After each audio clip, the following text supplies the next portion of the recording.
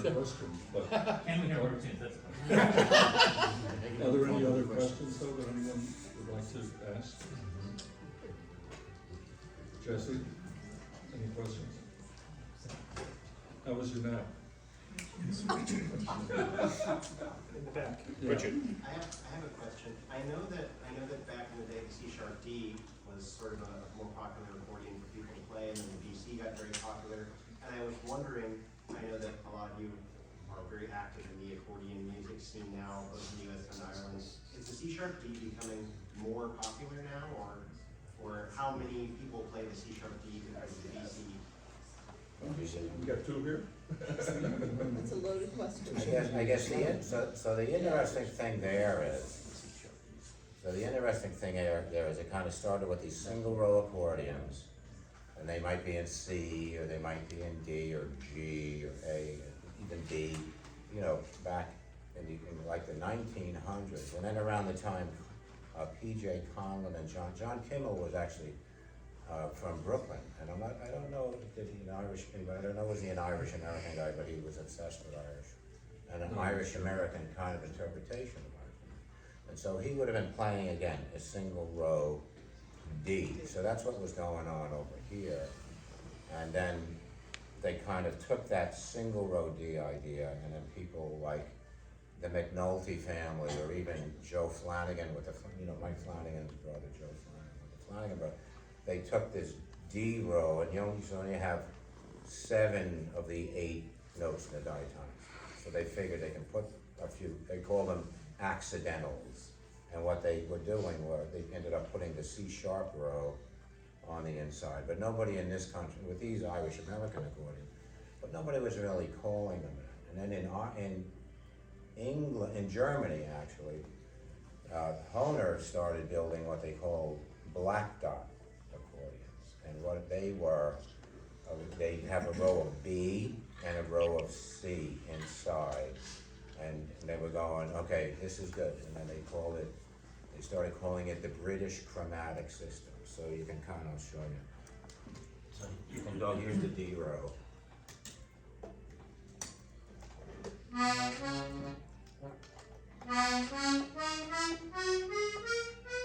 And then here's the C row. Right.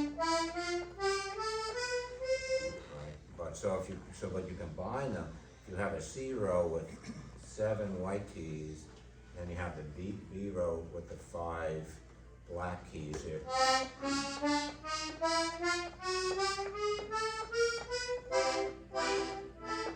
There's others. There's lovely, they started calling it a chromatic accordion. It's kind of more like a semi-chromatic accordion. And so this was actually built around 1938. And when you're playing the box, they'd be going, oh, he has a lovely gray accordion. And they'd be talking about, where's yours, Mikey? They'd be talking about these. So these are just very coveted and everybody's after them. So that's the gray Palace of Manning. But the one that actually started that was more like this one. So this one was from Scotland, from the Forbes Music Shop there in Dundee. A student of mine got it. Jimmy Shan might have actually worked there. Jimmy Shan, like rhinestones. So the rhinestones were kind of like the rhinestones you'd see in the Baldoni board. So this style of playing is kind of evolved over there, in Europe, while the Baldoni was doing the same thing here in the United States. And then the Baldoni kind of lost favor right around the time Paddy O'Brien won the All-Ireland Championship. Joe Cooley was in the competition, the most beloved, famous accordion player. They asked Joe to play in to get a crowd there, and without realizing, how unbelievably talented Paddy O'Brien. So people started immediately talking about the BC. Oh, well, you should try to get it. Fella from Donegal all told my parents, if you get an accordion from Billy, make sure it's a BC and make sure it's a Palace. My parents were saying, why? Just do it. Nobody really knew what.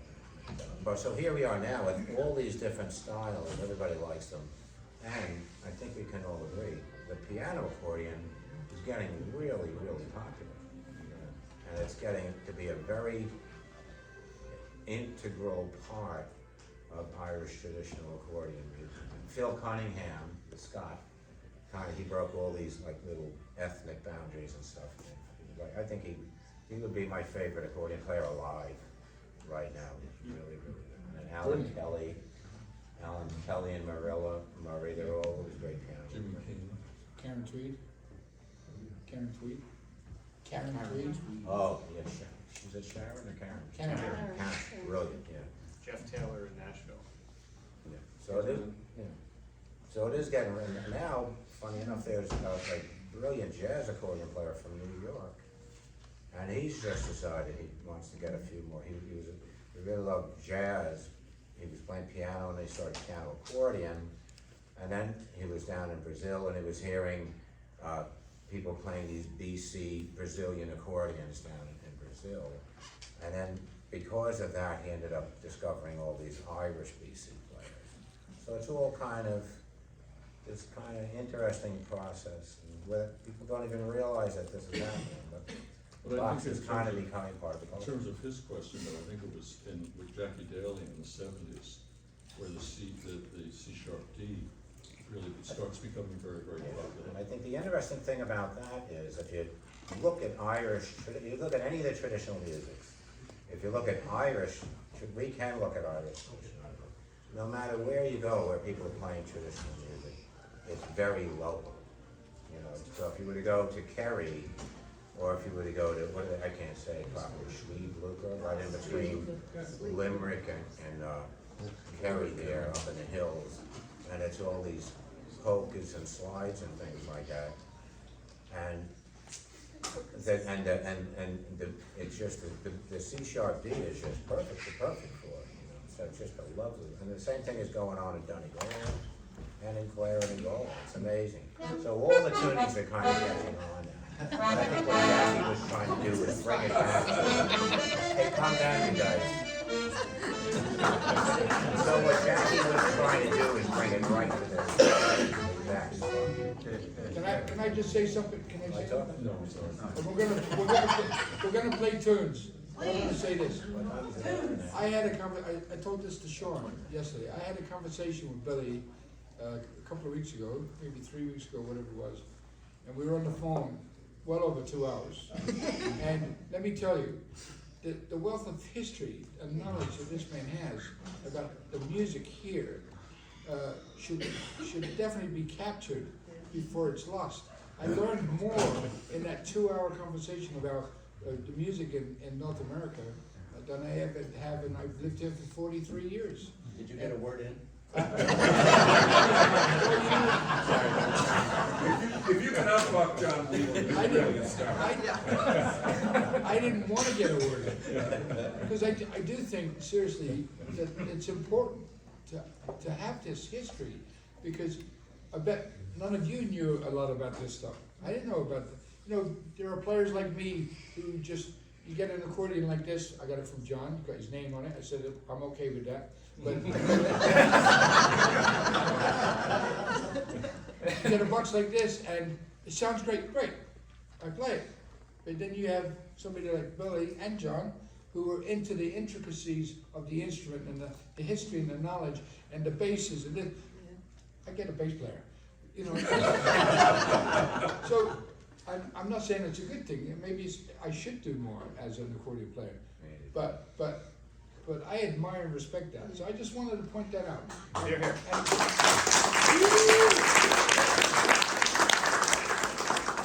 And I'm going to say one other thing. The apple doesn't fall too far from the tree. And I had a problem. A lot of you know, you go to my Facebook, you know I had surgery on my ulna. And I had spinal stenosis in my neck.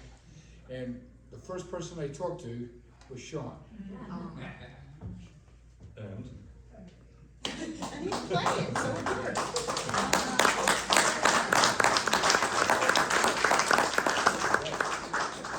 I'll never forget it. He helped me through a tough time. Good man. Class act.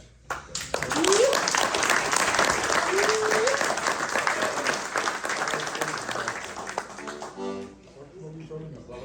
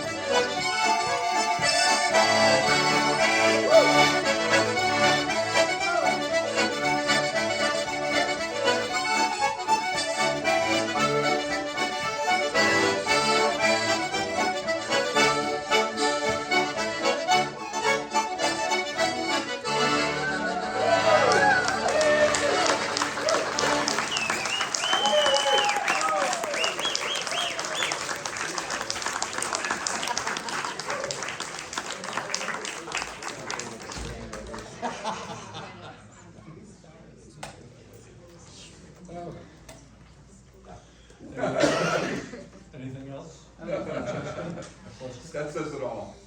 That was more. So, it seems like people who play in sessions have learned differently than, like, when I was learning to play music, I learned to read the music and then learned the instrument.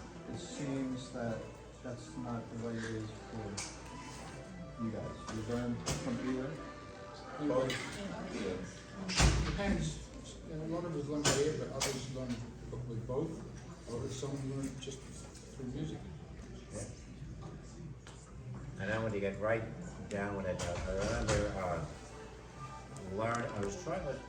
Sean McGlenn and I were trying to learn a Martin Winch, one of the great Sligo fiddlers. He was sitting in my uncle's kitchen. The door, the back door, up in the basket, the door was open, you could hear the animals out right outside the door, and the crickets and everything. It was just great. And we were, to show you kind of like this. A little tricky.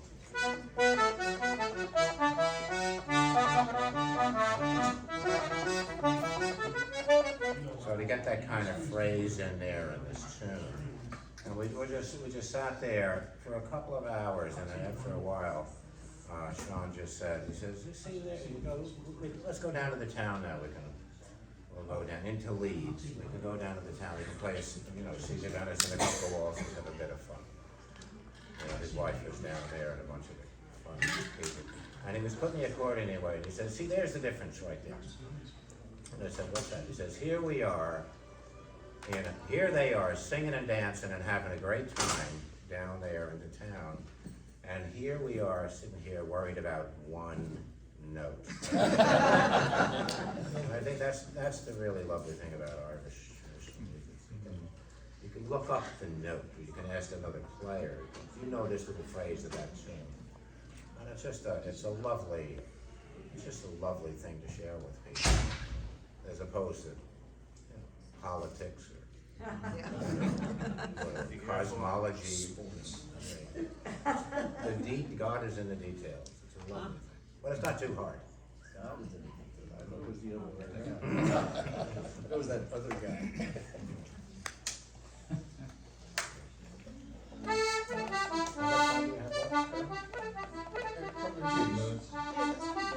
About 10 minutes. You got I have a request, Billy. I'd like to hear the Boogie Reel and, controversial.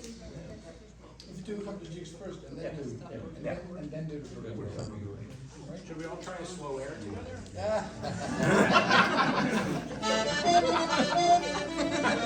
Doesn't get old. we could do,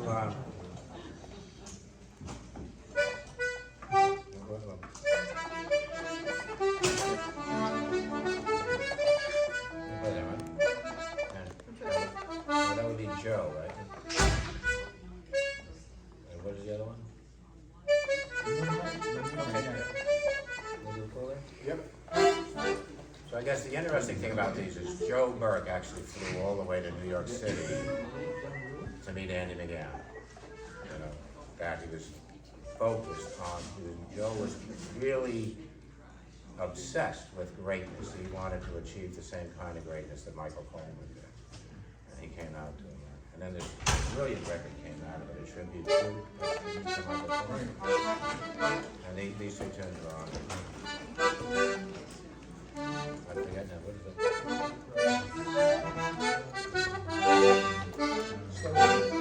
Start off.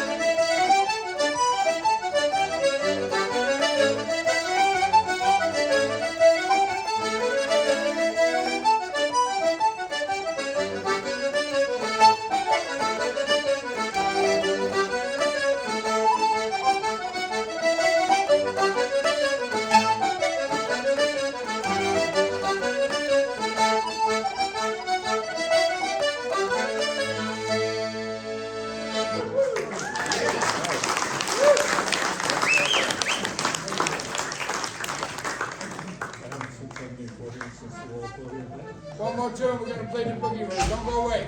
Sit down. Okay, Joey, this is. Lock the doors. I tell them about it. John wrote this tune, so. And then we'll be going into the controversial group, that Billy wrote after that. And I had, John, you had, I think you called me up and he said, how do you like this tune? I just made it up. And it had an interesting, the second part had a, started with a half cadence.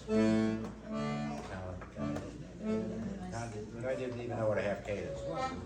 Interesting thing that kind of happened.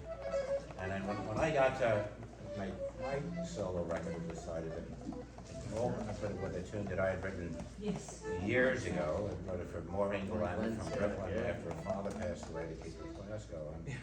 But it beat me to, the tune beat me to Ireland. And I think, what was the fellow? Liz Carolyn made a record, Tommy McGuire. Oh, Tommy, yeah. Yeah, and they made a record. She said, what should we play? And he says, we could start with this tune, and it was that tune that I wrote for him. And Liz goes, oh yeah, Billy McComiskey wrote that tune. He goes, oh no, he did not, that's an old, that's an old traditional tune. So he goes, okay, let's call it the controversial reel. So that, in case you didn't get that, these tunes, they were recorded, what, about 1982? About 1980.